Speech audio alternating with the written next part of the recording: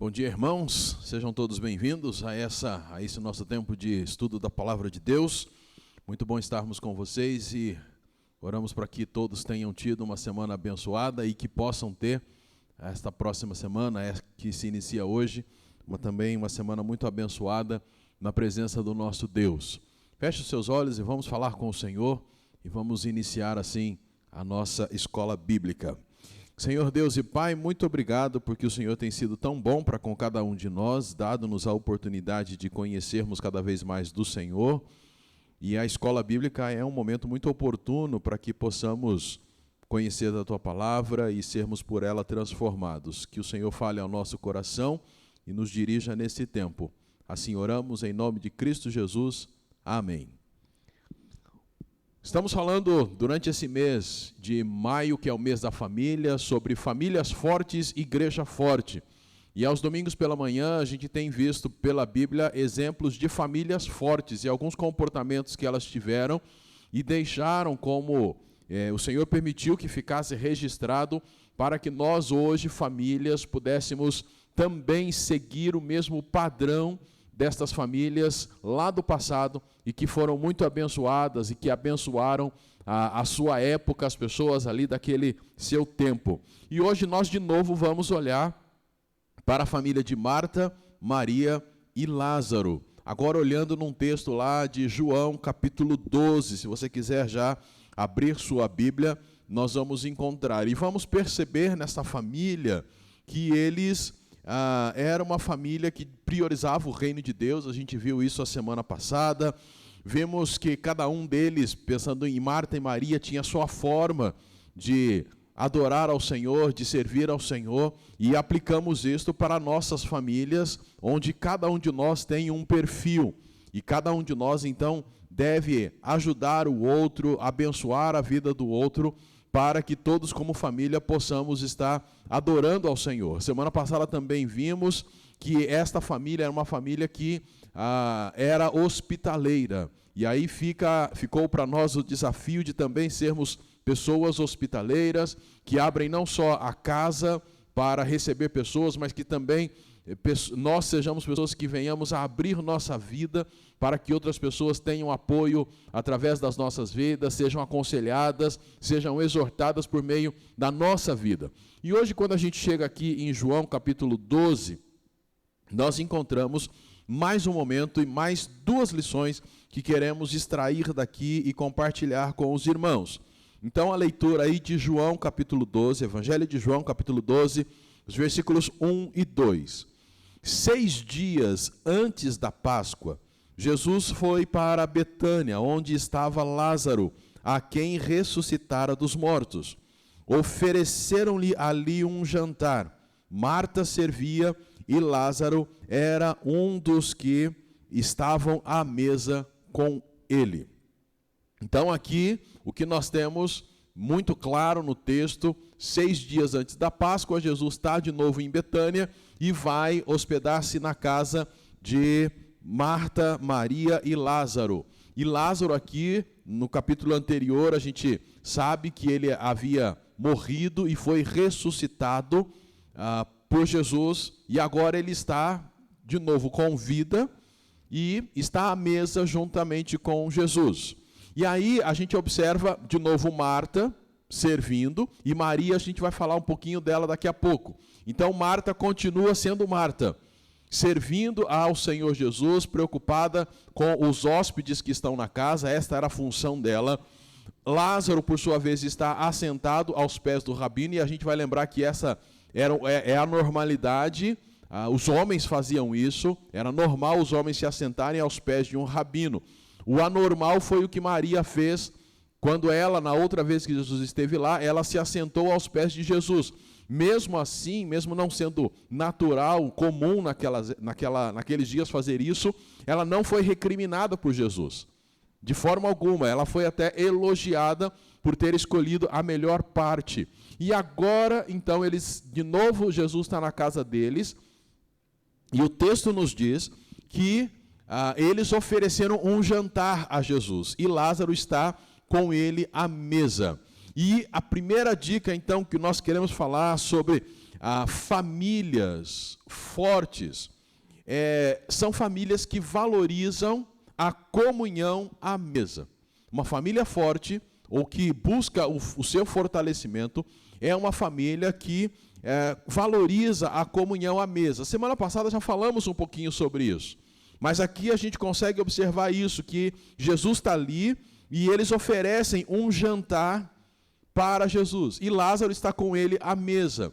Fica nítido que esta família, como boa parte das famílias daquela época, valorizavam muito o momento da refeição, valorizavam muito o estar ao redor da mesa, não só no momento da refeição, mas o pós-refeição, e em outros momentos também, aquele momento de sentar-se à mesa e poder então ter ali um tempo de conversa, um tempo de comunhão entre eles. Isso é uma das coisas que faz com que a família, de fato, seja uma família forte. A gente acaba sabendo que crianças que têm o hábito, principalmente de comer à mesa, elas são mais saudáveis fisicamente, são mais saudáveis emocionalmente. Fisicamente, porque quando uma criança come, por exemplo, à frente de um aparelho de televisão, como é muito comum nos nossos dias, o cérebro dela não processa o que ela está comendo. O cérebro tem que definir alguma coisa. Então, ele define, olha, ela está vendo a TV, mas aquilo que ela está ingerindo, o cérebro não registra isso. E o que acontece também é que isso ajuda a promover a obesidade. A criança não sabe o que está comendo, então ela vai comendo, sempre está com fome, come mais, come mais. É necessário, então, que ela se afaste desse aparelho, vá para a mesa, e lá na mesa o cérebro vai registrar. Ela está comendo. Por isso que ela é mais saudável fisicamente. E também emocionalmente, porque quando se está à mesa, acontece várias coisas ali, principalmente a comunhão com toda a família. Há um poema muito bonito chamado A Mesa da Cozinha. E nesse poema, a pessoa que escreve, ela vai relatando uma série de coisas que ela vivenciou ali naquele móvel da casa. E ela escreve: foi ali que eu aprendi as primeiras letras. Foi ali que eu ouvi os conselhos de meu pai. Foi ali que eu estudei para o vestibular. Foi ali que eu estudei para as provas da faculdade. Foi ali que eu recortei o traçado do meu vestido de noiva. Foi ali que o meu futuro marido se assentou e lá nós conversávamos. Então, ela vai descrevendo a maneira como este móvel da casa e este ambiente foi precioso para a vida dela. Então, nós conseguimos perceber que a família forte é uma família que valoriza esse tempo de estar junto nas refeições e pós-refeição, sentados ali, batendo papo, sem nada para distrair, para tirar a atenção. É claro, a gente já falou isso desde a semana passada, que a dinâmica dos dias, às vezes, impede que a família esteja o tempo todo, ou todas as refeições juntos. Sabemos e entendemos isso.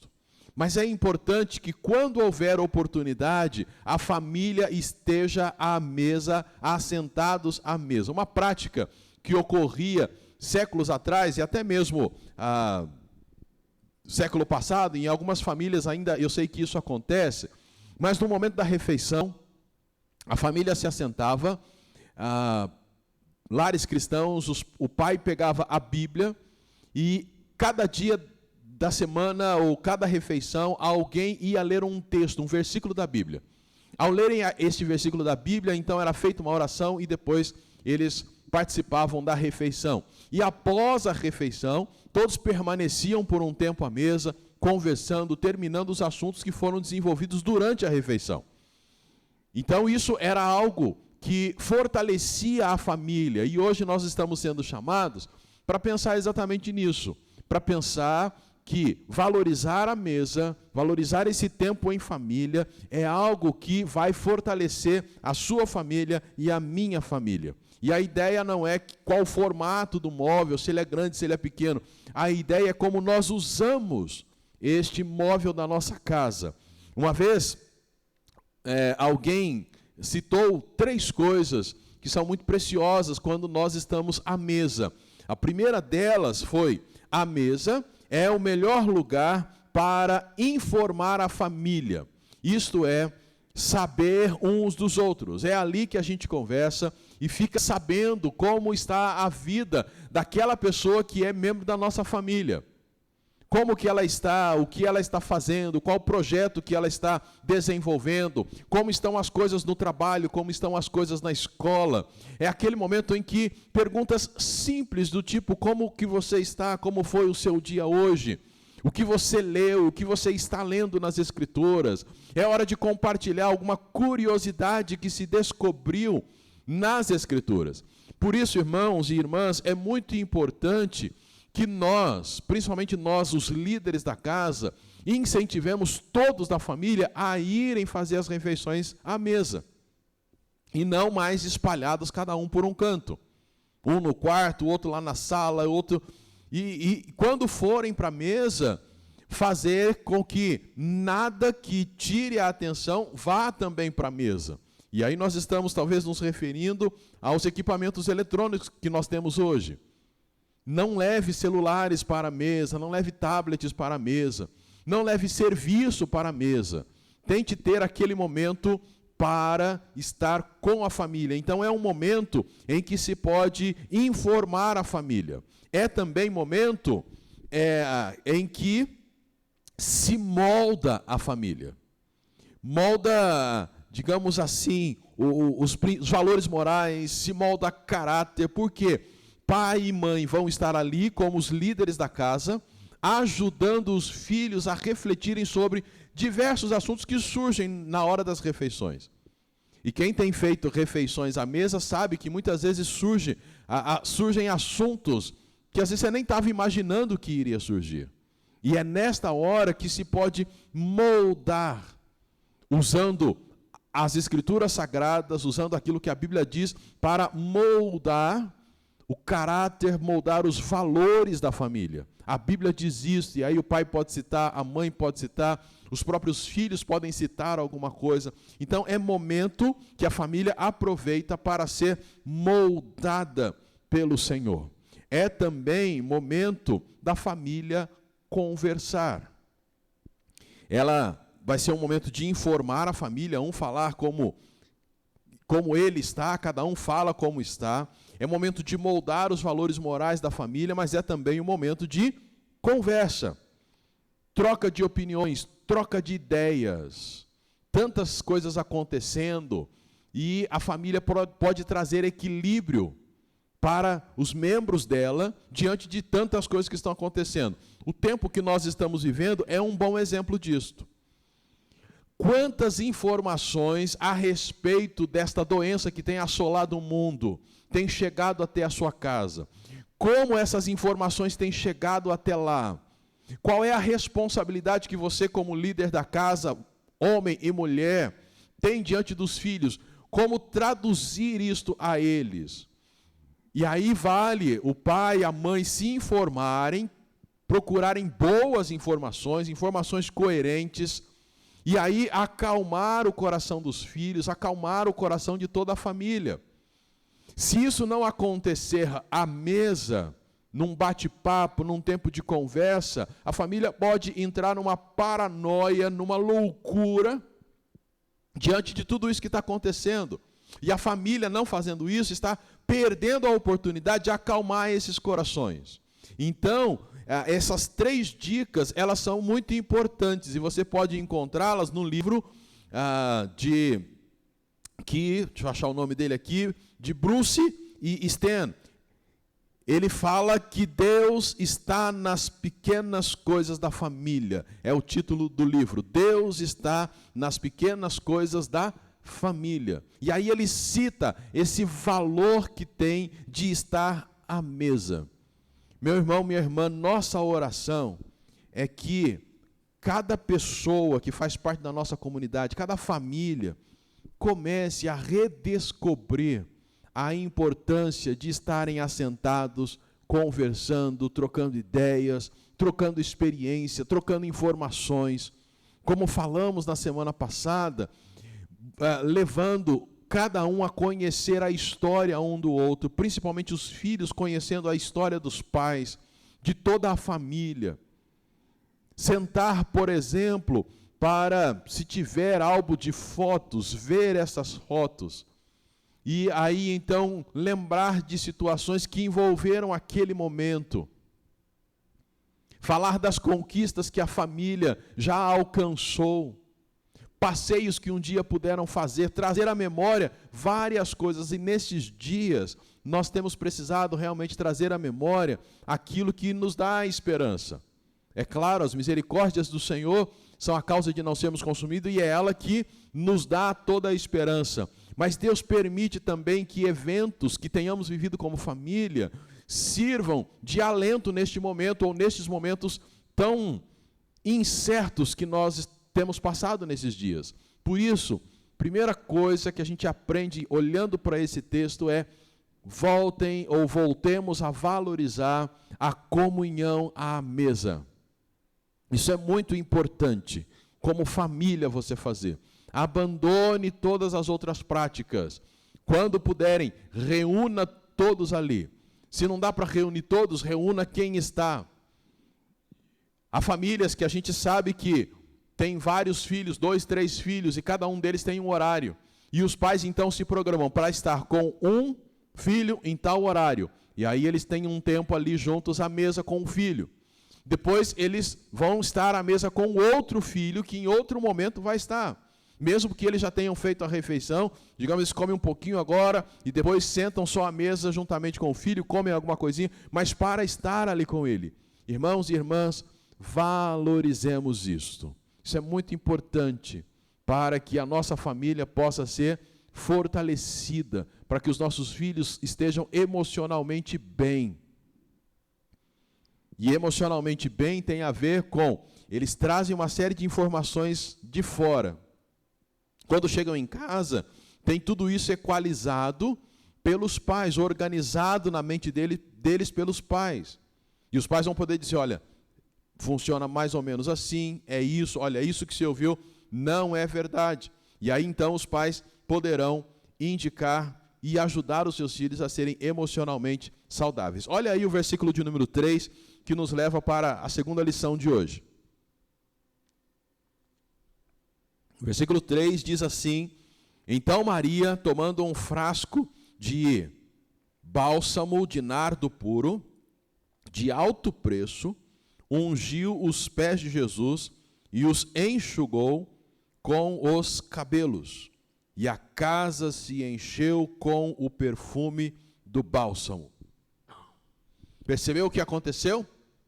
Ela, Maria, de novo ela roubando a cena, ela pega um perfume caro, o texto aqui diz, João registra que era algo caro, e ele dá a descrição, nardo puro, e aí ele deixa claro que ela pega esse frasco, que devia ter em torno aí de uns 300 gramas mais ou menos, e ela quebra isso e derrama aos pés do Senhor Jesus, 300 ml mais ou menos, ela derrama isso ali nos pés do Senhor Jesus, solta os seus cabelos e enxuga-o com os pés do Senhor Jesus. O que mostra para nós, o que ensina essa ação de Maria, que ela não era presa a coisas materiais.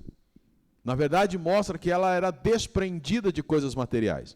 Veja, João registra que era um perfume caro. Era um perfume caro. Não era coisa barata. Mas ela mostra que o que ela queria era demonstrar a sua adoração a Jesus, entendendo que ele de fato merecia, como sendo o Messias, merecia toda esta adoração. E diga-se de passagem, o que Maria faz foi algo assim, primeiro, extravagante, porque era um perfume caro. Ninguém era doido de fazer isso, mas ela fez. Seria quase que o salário de um trabalhador comum. Segunda coisa extravagante que ela faz é soltar os cabelos e tocar os pés de um rabino. Primeiro, era caro o perfume. Como disse o próprio Judas a partir do versículo 4, ele a recrimina e fala que poderia ter sido vendido o perfume para dar o dinheiro aos pobres. Mas na verdade ele estava pensando em ficar com o dinheiro para ele, porque ele era ladrão. Mas foi extravagante o que ela fez. A outra coisa, uma mulher não soltava o cabelo em público. Mulheres mantinham seus cabelos presos. Na verdade, ao que tudo indica, boa parte das mulheres nem mostrava o cabelo. Principalmente se ela fosse casada. Ela mantinha coberta a cabeça para que os homens não vissem o seu cabelo. Era algo muito particular.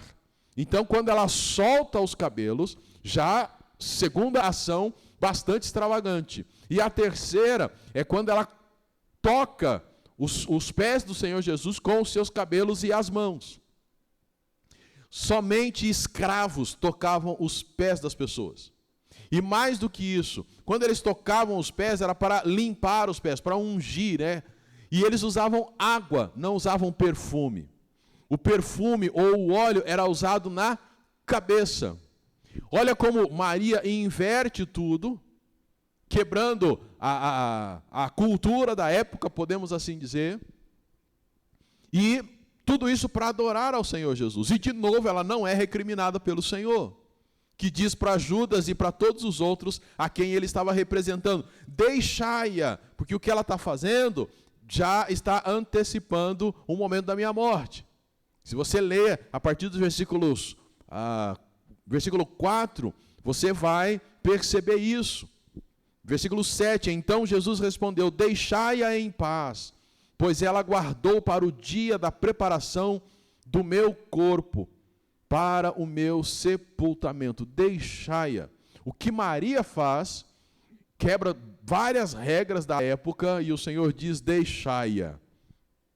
E mostra para nós que Maria não era presa às coisas materiais, mas que ela queria usar tudo o que possuía para honrar ao Senhor. Uma família forte é uma família que é desprendida das coisas materiais e tem prazer em investir no reino de Deus.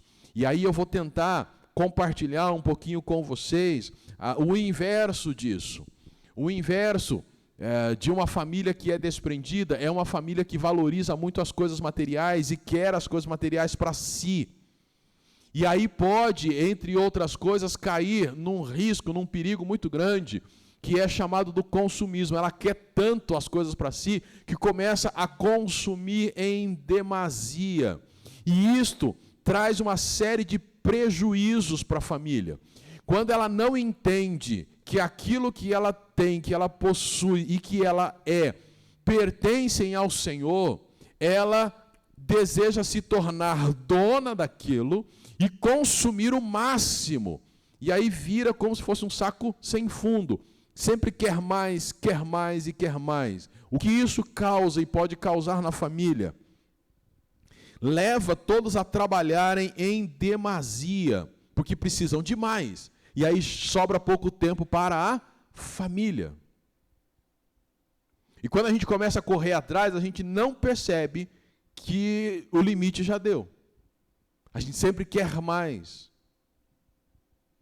A pessoa já tem o suficiente, mas, puxa, mais R$1 seria ótimo. E assim, vai correndo atrás, sobrando pouco tempo para a família. Quando a família começa a ter essa coisa de consumo, ela vai adquirindo coisas e começa a ter uma sensação falsa de poder. Agora a gente pode. E isto é irreal. O que a gente tem experimentado nesses dias, em que, como já falamos, a nossa agenda foi roubada, foi tirada de nós, a gente poderia estar vivendo outra situação em que tudo, se Deus permitisse ou permitir, tudo pode ser nos tirado.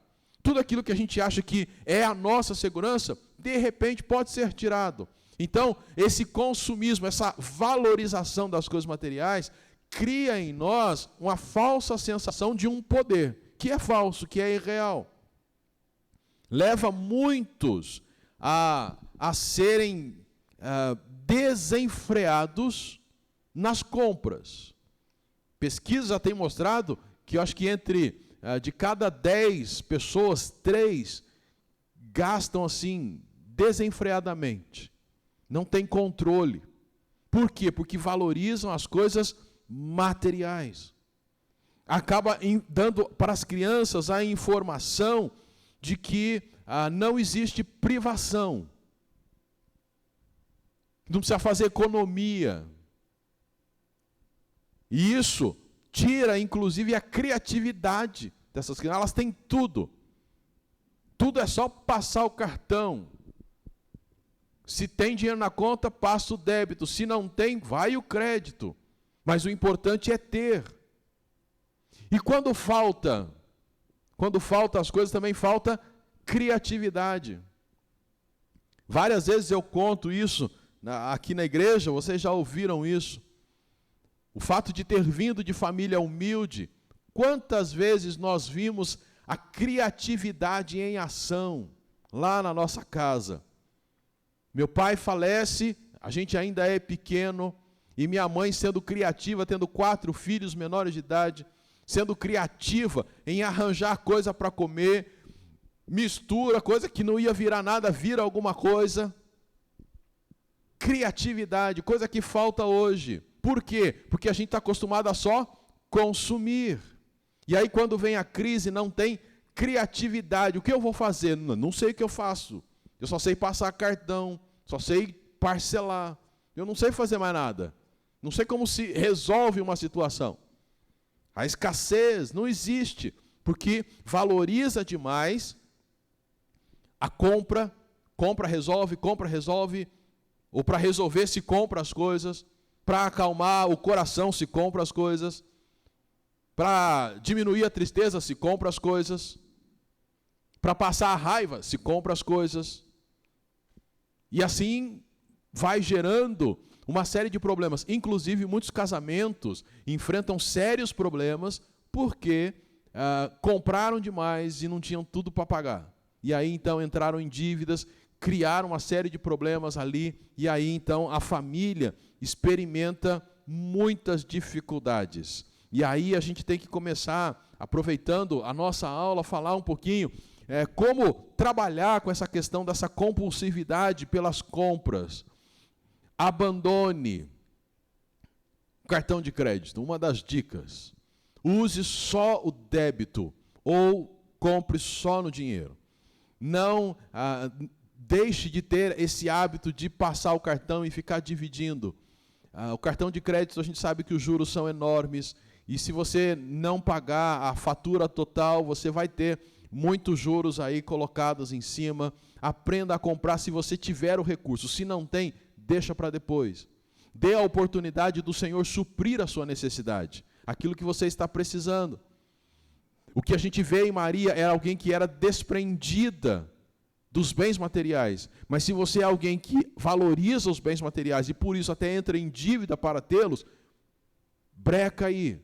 Abandone o cartão de crédito. Já vai ser um bom começo. Evite, agora não está podendo, agora vai talvez voltar, mas evite passeios em shoppings e lojas, onde você será ainda mais tentado a comprar. Não seja a vítima da publicidade. Às vezes você nem precisa do que você quer comprar, mas porque você viu a publicidade, você deseja comprar. E a publicidade hoje, ela está em todo lugar, né? Você está diante da TV, tem publicidade, você vai para a internet, tem publicidade. E a inteligência artificial, pensando na internet, ela sabe quem, digamos assim, ela sabe quem está do lado de cá, da tela, e aí começa a colocar coisas que te interessam. E aí você se vê, puxa, eu preciso disso, mas na verdade você não precisa. Faça orçamento.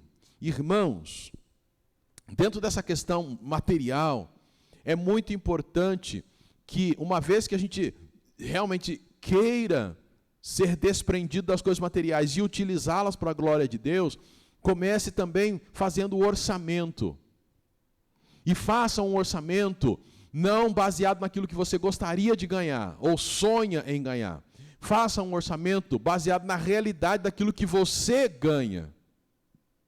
E a partir do que você ganha, você estabelece como que vocês vão administrar esse recurso, como que ele será gasto.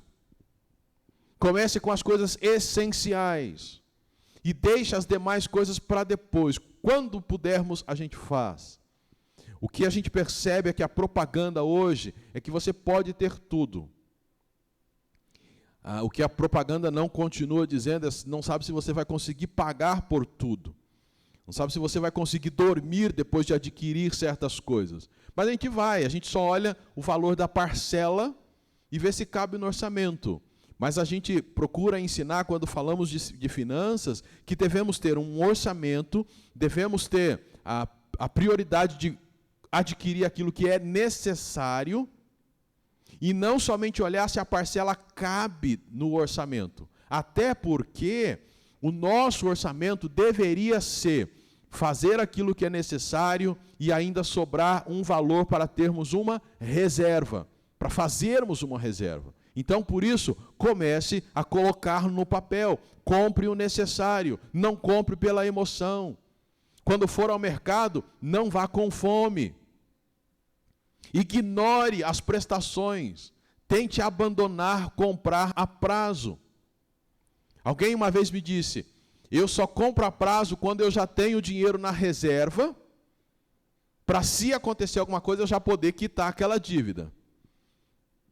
Se eu não tiver aí, eu não compro a prazo, eu espero. Você compra em 10 meses. Parcela em 10 meses. Comece a inverter isso. Guarde antes por 10 meses e aí vai lá e compra. E nesses 10 meses vá orando. Fala: Senhor, eu tenho desejo de comprar isso, eu realmente preciso. Senhor, quando eu for comprar, que possa surgir um preço adequado, justo e quem sabe até uma promoção que me surpreenda de tal forma que eu consiga comprar. Fala isso com Deus. Se antecipe, não queira já. Não fique atrás só de marcas e de lançamentos. Saiu agora, eu tenho que comprar amanhã. Eu tenho que ser o primeiro a ter. Isso mostra que nós estamos presos a um sistema de consumismo. E quando a gente olha para Maria no texto, a gente vê que ela não estava presa a isso. Porque ela pega um perfume caro, e as mulheres talvez vão entender ou estão sentindo que seria pegar um perfume que você tem, que você gosta, que você sabe o quanto custou, e alguém simplesmente ir lá, no dia que o pastor vai na sua casa fazer uma visita, e vai lá e joga no pé do pastor e enxuga com os cabelos. Ela era desprendida, ela fez isso, porque ela queria adorar ao Messias. E é claro, ninguém vai jogar um perfume nos pés do pastor, né? Não vai fazer isso, imagino eu, que não vai fazer. Mas o que Maria nos ensina é que ela era desprendida das coisas materiais. E ao mesmo tempo ensina para nós que nós precisamos ter o mesmo comportamento. Então, algumas dicas de como você pode investir no reino de Deus. Invista no reino de Deus, mostrando que você não é preso às coisas materiais, primeiramente, tendo o prazer de participar da obra de Deus com os seus dízimos e com as suas ofertas. A gente sabe que dízimo não leva ninguém para o céu. Dízimo não é uma mensalidade como se você fosse membro de um clube. Dízimo a gente entende que ele é bíblico no sentido de você participar daquilo que Deus deseja fazer e aquilo que Deus está fazendo. Quando a gente olha para o Antigo Testamento, eles tinham que devolver a 10ª parte de tudo que produziam, dos animais e tudo mais, então eles levavam esse dízimo, a 10ª parte ao Senhor. Quando a gente chega no Novo Testamento, a igreja primitiva, eles ajudavam mutuamente uns aos outros, dando, por exemplo, 100% do que arrecadavam de uma venda, por exemplo. Eles vendiam algo, eles não iam lá e tiravam 10%, não, eles davam tudo. Hoje a gente tem entendido que nós podemos seguir um ou outro modelo, não tem problema. Entendemos que você deve dar aquilo que tiver proposto no seu coração. Pode ser 10%, mas tem gente que dá mais, tem gente que investe de maneira mais generosa. Não tem problema, o importante é o seu coração, porque Deus não vê como vê o homem, o Senhor vê o interior. Mas tenha lá dentro da sua organização financeira, do seu planejamento, do seu orçamento, e inclua lá devolver os seus dízimos e as suas ofertas, participar daquilo que o Senhor está fazendo no reino de Deus. Você não é obrigado a fazer isso. Não há pedrinhas no céu para quem faz isso. Não há privilégios na nossa comunidade para quem faz isso. Até porque a nossa comunidade já há algum tempo, você é livre para colocar ou não o seu nome no envelope. Então é opcional. Se você não quiser ser identificado, não há necessidade. E mesmo que você se identifique, não há uma lista lá, uma lista em que a gente fica olhando para saber quem deu e quem não deu. Quem deu a gente ora e quem deu a gente não vai orar. Não existe isso aqui no nosso meio. Aqui o que existe é um convite para que você participe daquilo que Deus está fazendo neste lugar e através deste lugar. E aí a gente pode começar a lembrar de algumas coisas que o Senhor tem nos permitido fazer. Conseguimos ajudar a Missão Evangélica da Amazônia com um motor para barco, um motor maior que eles estavam precisando. Conseguimos ajudar recentemente duas igrejas que estão em construção aqui, ajudamos com ofertas. Temos ajudado pessoas com cestas básicas, temos ajudado pessoas que estão passando por alguma necessidade pontual, e lá está a igreja ajudando essas pessoas. Temos feito projeto social lá no Hospital Júlia Pinto Caldeira, distribuindo lanche, agora está suspenso, mas normalmente temos estado lá com irmãos e irmãs da igreja. Olha quanta coisa o Senhor tem permitido nós fazermos. Nós temos uma sede própria. Toda a manutenção tem sido feita aqui por meio do trabalho ou das ofertas e dízimos que os irmãos devolvem. A igreja tem sustentado a mim, que sou pastor tempo integral nesta igreja, sempre disponível para acompanhar os irmãos e ensinar os irmãos. Temos missionários que recebem a ajuda mensal da nossa igreja, missionários que trabalham entre os índios, missionários que estão aqui em cidades próximas a nós, missionários que trabalham na construção de capelas. Deus tem usado a vida desta igreja, e quando você coloca lá, olha, eu vou investir no reino de Deus, você de fato está mostrando que você é desprendido das coisas materiais. Seja generoso quando você puder participar de missões, adotando um missionário. Nós temos aqui em Taquaral o nosso irmão Márcio, você pode adotá-lo, mensalmente dar uma oferta. Temos a MEAP, que a igreja já participa, temos os missionários da MEVA, que a igreja participa, tem a Missão Pioneira, que a igreja participa. Faça uma viagem missionária, programe-se com a família para fazerem uma viagem missionária. Estar em algum campo missionário. Faça isso. Ajude algum seminarista a pagar o curso teológico dele. Ajude-o a comprar livros. Tenha no seu coração todo despreendimento para investir no reino de Deus. Compre e leia livros cristãos que te ajudem. Na sexta-feira nós tivemos um encontro para pais e mães, e no final indicamos vários livros. Invista no reino de Deus. Compre Bíblias para doar para pessoas que não conhecem a Jesus. Faça dos seus bens algo que possa ser usado para a glória de Deus. Vários projetos que existem na cidade, cristãos e não cristãos, que você pode participar, que você pode ajudar até financeiramente. Meu irmão e minha irmã, o que a gente entende e percebe de famílias fortes é que elas são desprendidas das coisas materiais. Até porque tudo que nós temos aqui, primeiro, pertence a Deus. E tudo que nós temos aqui, aqui ficará. Não levaremos nada daqui. Essas duas lições, elas são extremamente importantes para a gente guardar na nossa mente. Primeira delas que a gente viu hoje, valorizar a comunhão à mesa. Segunda lição, não estarmos presos às coisas materiais, a ponto de não entregarmos isto ao Senhor Jesus e ao seu trabalho, ao reino, a tudo aquilo que está sendo feito aqui. Nós oramos para que a tua família tenha isto em mente.